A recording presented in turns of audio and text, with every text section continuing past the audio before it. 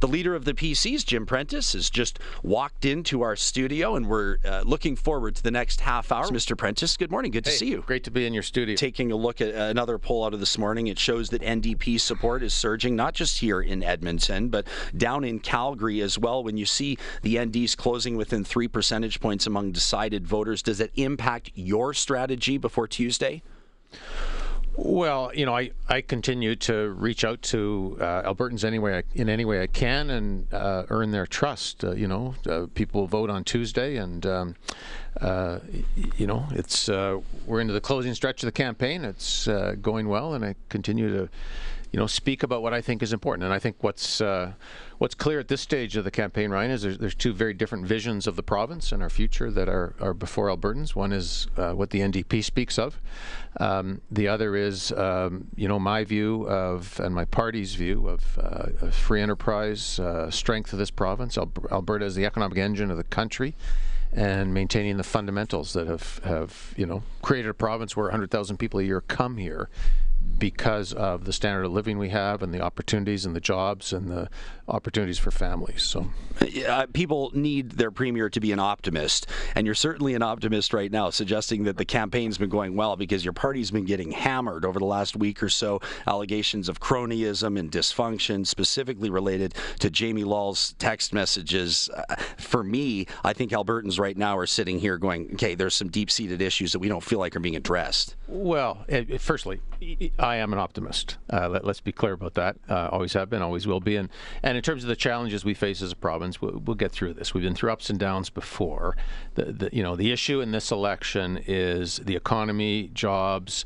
Everyone's concerned about that across this province. There's not, you don't talk to many families who aren't affected by what's going on in our province now or know somebody that's affected. And that's the issue. The issue on the doorsteps, going door to door with candidates knocking on doors, is not some fellow by the name of Jamie Lall, and a nomination process in a single one of 87 constituencies. But it may be people are worried about jobs and the value of their house and where the economy in this province is going. Sure. And I hosted an event presented by Intervivos on Monday, and people had an opportunity to indicate the election issues that were most important to them. Oil royalties and revenues, this is a group of young professionals, was number one on the list. Trust and accountability was number two. So whether or not we care about who Jamie Lall is or what his chances are in his riding, what matters is he's apparently, due to a restraining order in 2007 that he says was resolved, criminal charges never pressed, not allowed to run. You've said, as a matter of fact, that he'd be inappropriate to run in your party, yet people are pointing out right now Jonathan Denis is embroiled in legal proceedings with his wife. He's still allowed to run. And I know you don't want to hear this, but it keeps getting brought up. Mike Allen, he came clean because he was caught, but solicitation of a prostitute while on government business apparently isn't as big of a deal as a restraining order 9 years ago.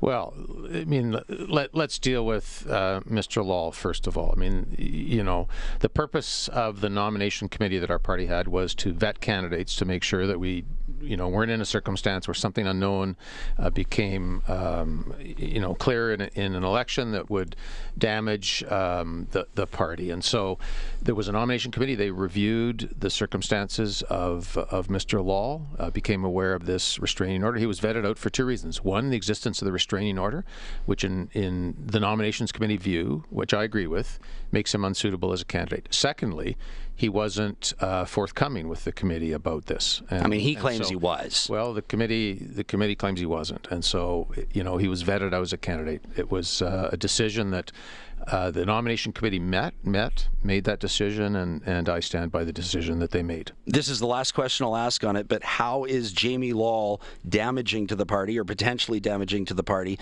and Jonathan Denis and Mike Allen not damaging to the party?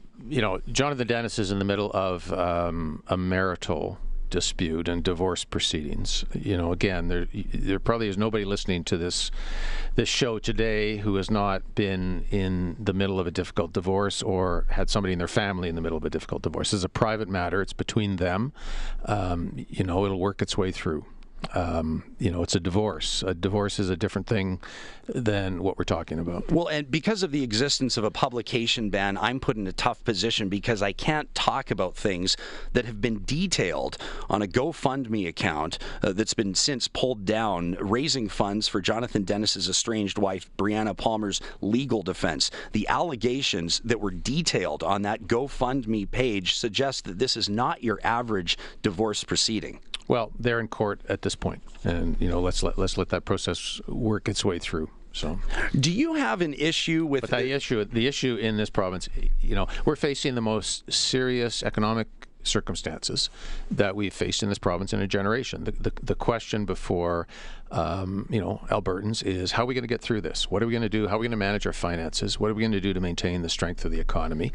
How do we protect the job creating engine that the Alberta economy is? I don't deny that the economy is the biggest issue here, and quite frankly, I don't envy your position because I don't know how I would solve this, and I don't know how a government is supposed to foresee oil that drops from $108 a barrel down to $43. But the other issue here is how Albertans would like to see the economic challenge addressed. Sure, on one hand, your message was, and I commend you for this, for striking out the plan to cut the corporate, or the charitable tax donation credit. You've struck that, so instead of 59 tax increases, now there will be 58. But 70% of Albertans indicated that they'd be open to the idea of asking corporations to share some of the load, to do their part. My personal income tax is going up 1.5%. I am starting to pay healthcare premiums once this goes into effect. I'm going to pay more for my gasoline. I'm going to pay more for my booze. But companies like Imperial Oil are not going to pay higher taxes. It seems like you're listening to Albertans on some fronts, but not listening to them on others. Well, we've tried to listen to Albertans in preparing the budget. We're dealing with, we're looking at $18 billion in cumulative deficits over the next several years, in addition to unfunded liabilities for construction of public infrastructure. These are serious times. We know in Alberta right now, Ryan, that we're bleeding jobs. We've lost 40,000 high-paying jobs, energy sector, energy-related companies in the last 3 months, replaced only by part-time employment. So the imperative right now is to get through the tough times that we're in by keeping the fundamentals strong, keeping the Alberta advantage, maintaining the fact that people come here to invest, they come here to create jobs, and we've done that in a number of ways. We've maintained a corporate tax advantage over the rest of the country. We've not engaged in things like a royalty review, which the NDP is advocating, which undermines investor confidence, which is frankly the worst thing we could do. Peter Lougheed did it twice, though, successfully. I'm not suggesting that there aren't times when you can look at it. My point is, right now, when you're bleeding jobs, when oil prices are at the levels that they're at, when people are just trying to hang on, it's the worst time to get into an oil royalty review. We did it, 7 or 8 years ago. It was devastating. There's parts of the energy economy of this province that's still not recovered from that.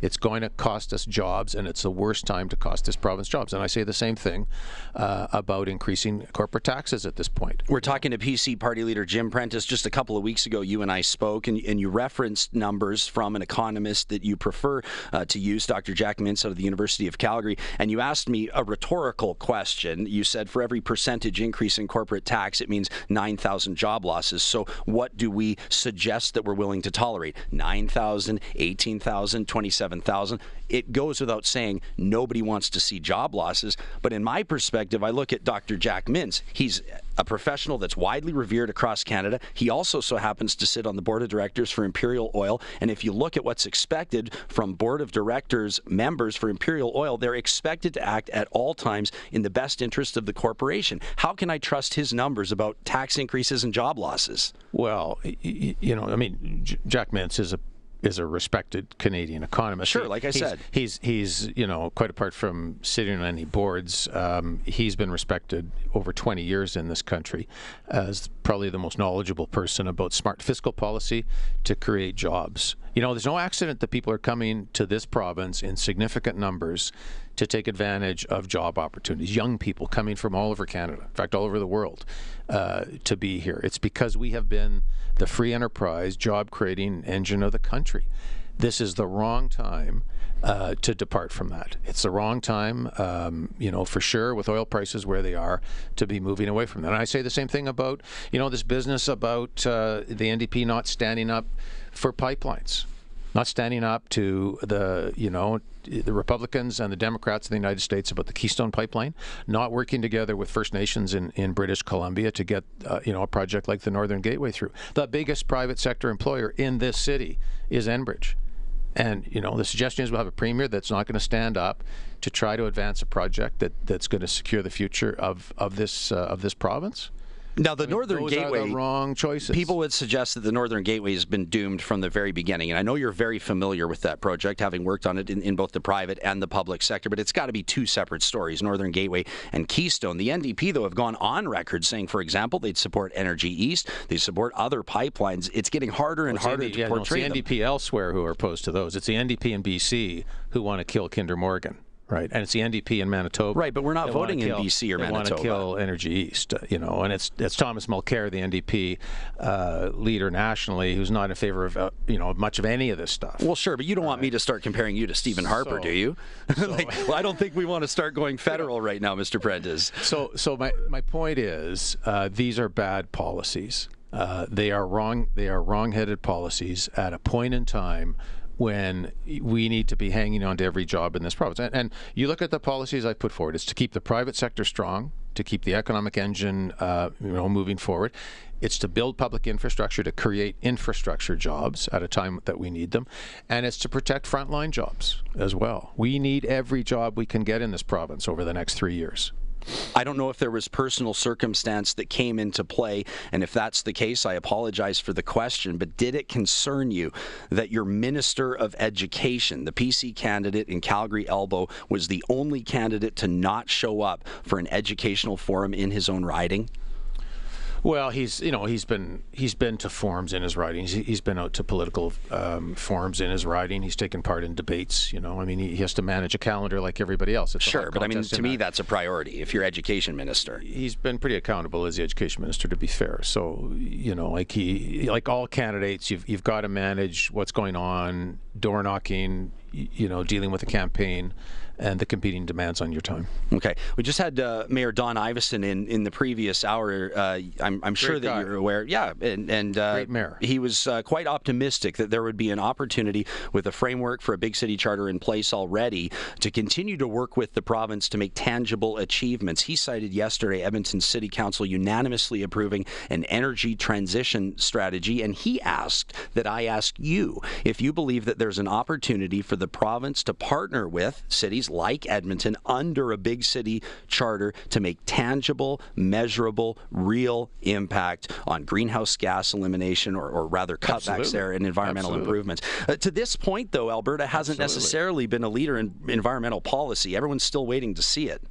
Well, okay, now you're not going to have to talk about that also, but firstly, the mayor of Edmonton is a fine public servant of this city. He and I have a great working relationship. I hope he said that. I'm sure he did, and we can work well together. And that includes working under the umbrella of the Big City Charter on all kinds of things. And I'm passionate about the environment. I used to be Canada's Minister of the Environment. I went to Copenhagen to the Climate Change Conference.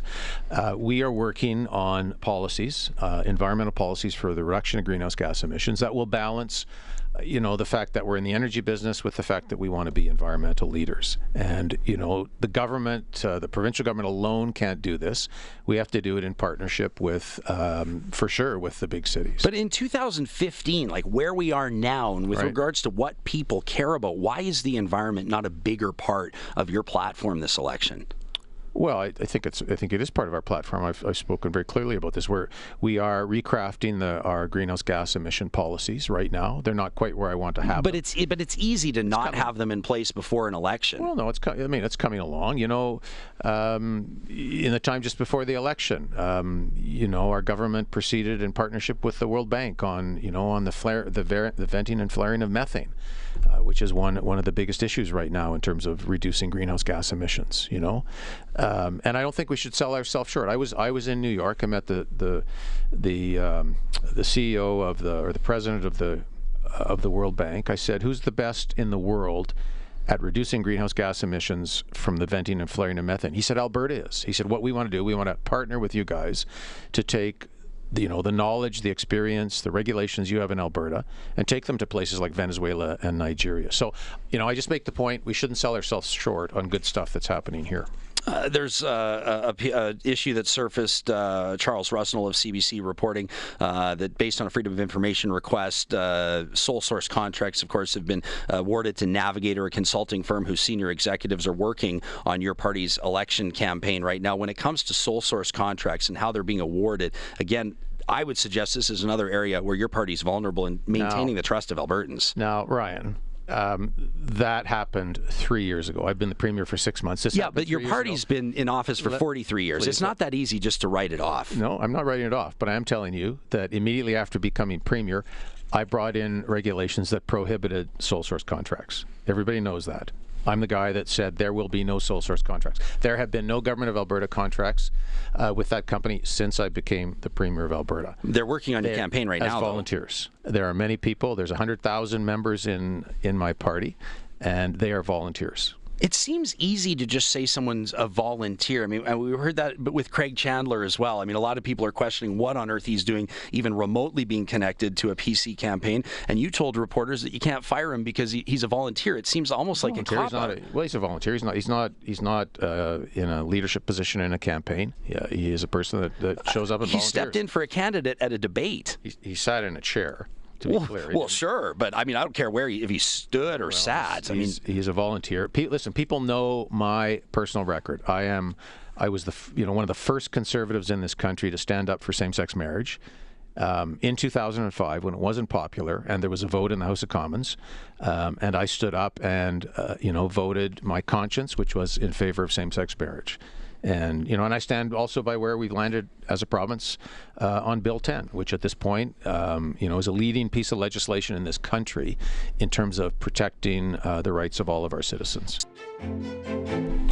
Our thanks to PC leader Jim Prentice, who stuck around for the final few moments of our half hour together. This is where we hand it over to you. We told you that we'll allow you to ask the questions that matter. You can text us at 630.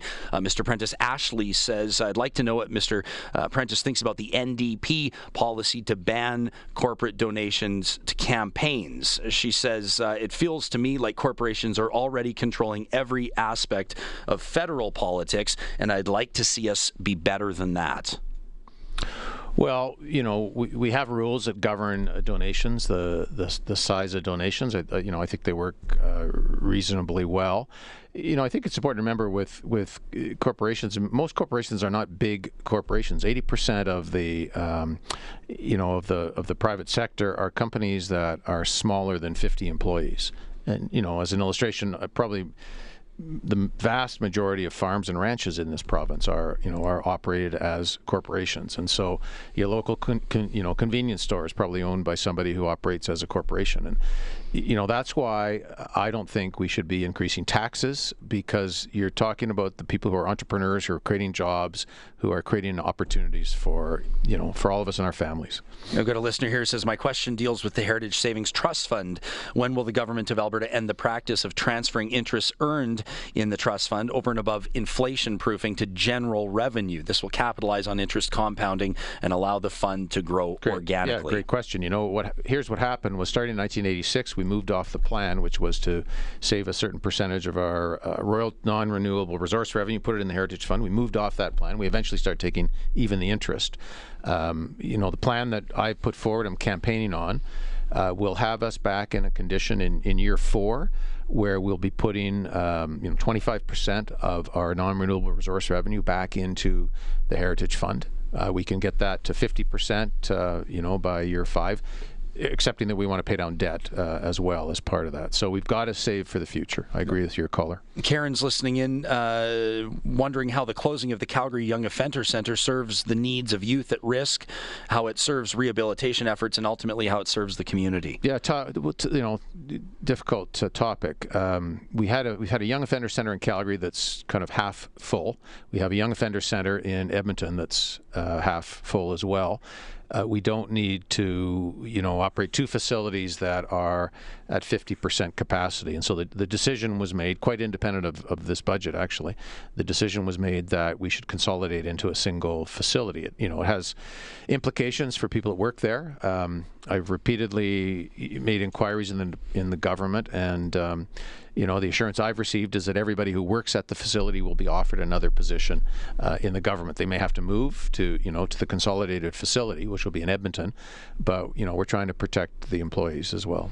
Linda, this may be music to your ears, says, I'm a member of the Wild Rose Party, but I will strategically be voting PC in Edmonton this time, but I need to know specifically where the size of government will be cut. Well, over the next 3 years, the plan we've put forward involves getting the costs of government down to something that is closer to Canada's national average. The cost of our government is $1,300 per citizen, higher than the average of the provincial governments across the country. And so, we've got to deal with waste, mismanagement, reduce inefficiencies. That has to involve some heavy lifting as well with Alberta Health Services, because that's where we spend 50% of our budget. I've got a listener here on Twitter who's just simply sent me a link to a story published in the Fitzhugh out of Jasper, Alberta, where it's been reported that the Grand Yellowhead Public School Division no longer facing a funding shortfall after a surprise decision by Robin Campbell, our province's finance minister, to override a province-wide directive to freeze school boards' reserve funds. So she hasn't passed along a question, instead just a link to the piece. But your comment on that? Sure, and I'm not sure that's exactly what Robin's done. I spoke to Robin about this. I think it's important to be clear about education, and the school boards have weighed into this, and I think it's a very important question. I was raised in a coal mining family. Two things, Ryan, in my family, non-negotiable. One was education, the other was hard work. So I'm passionate about education, and that's why we're in the middle of building $5 billion worth of schools, the biggest build-out of schools in Canadian history, 200 projects going on across the province. We've also protected the teachers, our frontline teachers. The budget increased for education so that we could cover the salary increases of our teachers. And when it comes to the boards, we've simply said to the boards, listen, this is a challenging time. The next 3 years are going to be difficult. We want you to access the reserves, $460 million, almost $500 million sitting in bank accounts of school boards. We said, they're rainy day funds. Now it's raining. So let's access those funds to protect our kids, to make sure that you've got teachers' aides and that programs are sustained. And we've also said, if any board is experiencing pressure, population pressure, and they can't keep up, we'll work with them. We're not going to leave any children and programs behind. I'd like to thank all the listeners that have sent in questions. This will be the last one because I know you've got to get going. A listener out of Calgary says, for all your talk, I've never heard you talk about the importance of anything but jobs and protecting large corporations. What is your plan for people and their real-life world as we pursue the society we want? Well, you and I have just spoken about education. We've just spoken about environment. We probably don't have time, but I'm very passionate about. I've got all the time in the world for you. You take as much as you want. Senior citizen care. We've made very significant strides in terms of protecting our seniors, maintaining the level of the programming for seniors, building continuing care beds so people in this province don't have to go through the experience my parents did, which I lived through, where there's no continuing care beds, and so seniors are pushed into acute care beds in hospitals. We're dealing with that problem. And I can go on at length about the environment and the importance of healthcare. But the essential challenge we're facing right now is, how do we maintain all those good things? How do we maintain our education system, our healthcare system, senior citizen care, protect the environment, when oil prices have collapsed and it threatens our economy? And that's why there are two totally different visions before Albertans in this election. The one is what I talk about. The other is, the NDP vision of, things that are going to be destructive to our ability to create jobs, create, the income that we need to fund these social services. That's why it's important. I'm going to squeak one last question in because it can be a yes or no if you want it. Sean out of Lloydminster, he's a regular listener to the program. He says, if you would have known that oil was going to drop in half, would you have still taken the job? Yes. Jim Prentice, thank you for your time and best of luck on Tuesday. Thanks so much. There you have it. That's Jim Prentice, the leader of the PCs.